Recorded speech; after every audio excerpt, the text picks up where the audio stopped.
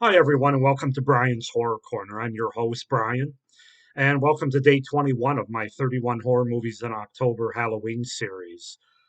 Today, we're going to be taking a look at a great horror movie, great haunted house movie, classic, and that is from 1980, The Changeling with George C. Scott. Yeah, so The Changeling, let's just go ahead and get into it with the setup, the premise, and the cast, and then I'll get into my thoughts and review, which will be spoiler free. So, The Changeling's a 1980 Canadian supernatural psychological horror film directed by Peter Medoc. Its plot follows an esteemed New York City composer who relocates to Seattle, where he moves into a mansion he comes to believe is haunted. The screenplay is based upon events that writer Russell Hunter claimed he experienced while he was living in Henry Treat Rogers' mansion in the Cheeseman Park neighborhood of Denver, Colorado. In the late 1960s. Hunter served as a co-writer of the film, so I guess you could say it's based on a true story, at least loosely. So basically, the movie starts out John Russell, a composer from New York City, moves to Seattle following the deaths of his wife and daughter in a tragic accident while on winter vacation upstate. John rents a large and eerie Victorian mansion from an agent of the local historic society, Claire Norman, who tells him that the property has been vacant for 12 years. Not long after moving in, John begins to experience unexplained phenomena, starting with a loud banging every morning. One night he discovers all the water taps turned on and sees an apparition of a drowned boy in a bathtub. Soon after, red stained glass window pane shatters as he is outside, and upon investigation, he finds a locked, boarded up door in a closet leading to a hidden attic bedroom. Ooh. John takes a music box from the mantel and discovers it plays the exact piano tune he has just recorded downstairs. John and Claire investigate the history of the house, believing that the ghost is that of a young girl killed outside the house in a traffic accident in 1909. John holds a séance and overhears the voice of the spirit on audio equipment, calling himself Joseph Carmichael. Isn't that a great setup for a movie? It's even better than I just verbalized it there. Cast wise, of course, we have George C. Scott as John Russell, Trish Vanderveer as Claire Norman, Melvin Douglas as Senator Joseph Carmichael, John Kalisis as DeWitt, um, Investigator DeWitt, Jean Marsh as Joanna Russell, Barry Morse as Dr. Pemberton, and Madeline Sherwood as Mrs. Norman. So yeah, that's The Changeling from 1980. I love this movie. It's not only the best haunted house movie in my opinion, it's one of my favorite horror movies and also one of my favorite movies, period. There's just so much about this movie that works for me so well. It's very subtle in its scares and its creepiness, but that's what makes it so effective to me. Um, let's just go ahead and get into it because I have a lot of pros. So I actually ran out of my page of notes because I had so many pros. So starting off overall, it's just an amazing haunted house movie with a really strong and interesting story that ties to that haunted house movie. I mean, it isn't just a movie about a house that's haunted for the sake of a house being haunted. There's a reason for it. It's a very strong reason, in my opinion. You have, of course, great performances, especially by George C. Scott and Trish Vanderveer. Both are believable and likable characters who they portray.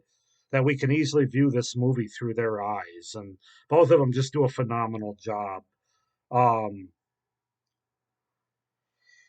Very well developed characters, especially John Russell, played by George C. Scott, who we see a bit of an arc with, from losing his family at the beginning of the movie to starting over fresh, and then having to be faced with this haunted house of what's going on and all the vulnerabilities it brings out in him as a result of the loss that he suffered.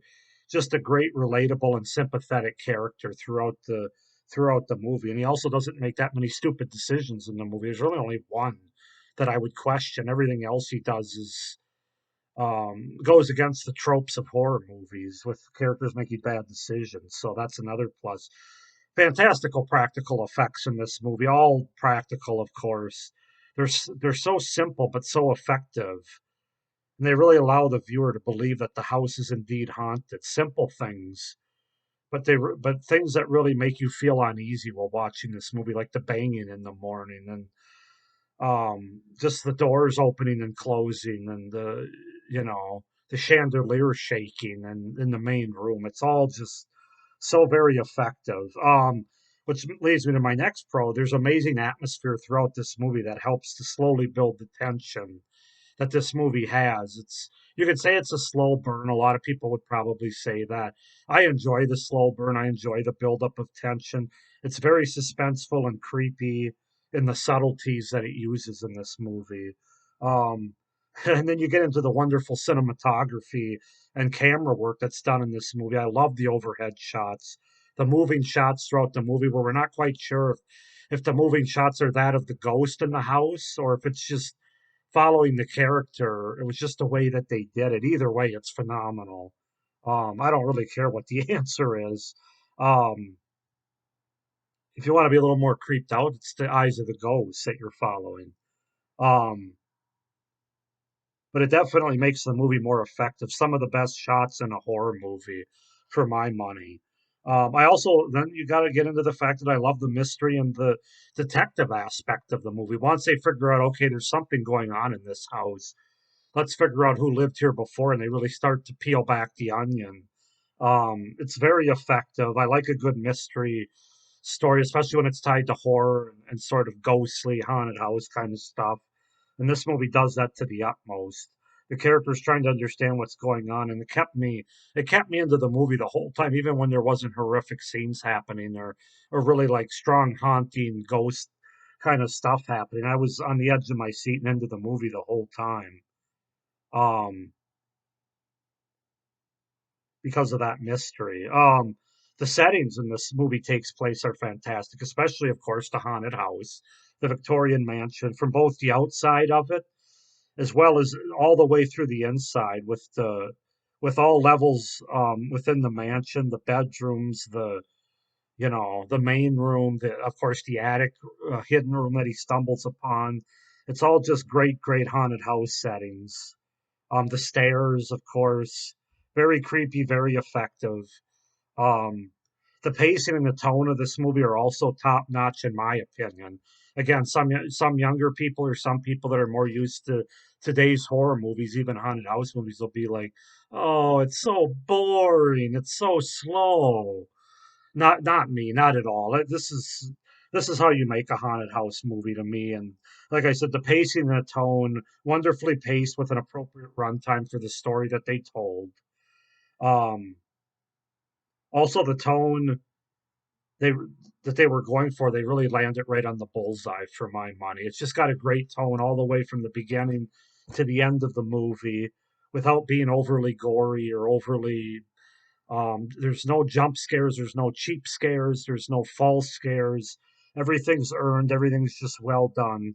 And then, by the way, I haven't even gotten to the sound production yet, which is my final pro.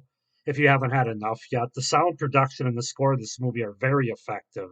The noises like the banging in the house and the music cues for certain scenes that they use, specific scenes and moments, are very fitting and very creepily effective for this kind of a haunted house movie. So, yeah, I just can't. I could even list more pros if I had time, but I'm gonna stop there. I think. A couple cons I have are really nitpicky, and some of them are more for other people, not really for me.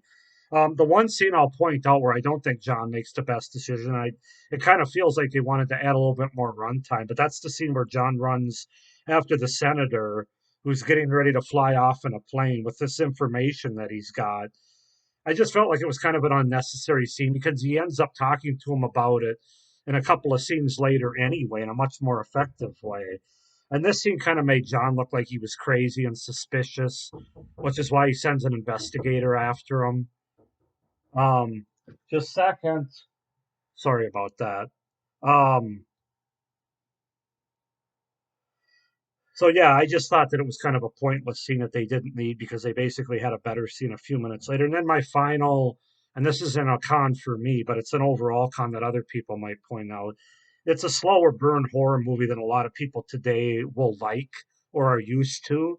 because a lot of the horror movies we get need to have constant wall to wall blood and gore, or they need to have constant jump scares, or even if they're fake scares or false scares.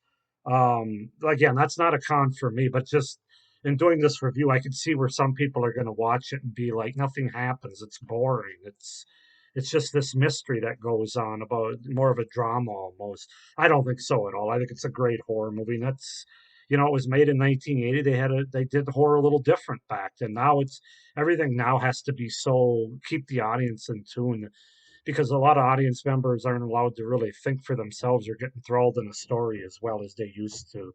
And then my final con, which I will say, it's not an overly scary, and obviously it's not a gory movie at all. I think there's only a couple scenes of blood. There is one disturbing scene with a bathtub and a young boy, but that's not really gory or even overly scary. Um, but yeah, so it's not an overly. I mean, if you really want a disturbingly scary movie, then this isn't probably going to be for you. Even I can say that. But if you want an effectively scary movie, a traditional haunted house movie with a great cast, great directing, great camera work, great special effects. I mean, I could go on and on all through my pros again, but it's got everything that I want from a haunted house ghost kind of movie, and it's obviously a great movie to watch through October to prepare for Halloween. So I'm going to give this movie a 9.5 out of 10. Damn near a perfect movie, a perfect horror movie almost, a perfect overall movie. 9.5 out of 10. Go ahead and comment down below, guys, what you think of The Changeling. If you've seen it, if not, I would highly recommend it, especially if you like haunting kind of movies with great haunted house settings and traditional scares that don't rely on blood and gore. Check it out. If you have seen it, let me know what you think, pros and cons, down in the comments below. Please like this video, hit the little notification bell so you don't miss any of my upcoming videos. Please subscribe to my channel so you don't miss any of my overall horror content, including the rest of this 31 horror movie series in October. Definitely check out The Changeling. Thank you for watching this review and stay scared. Bye.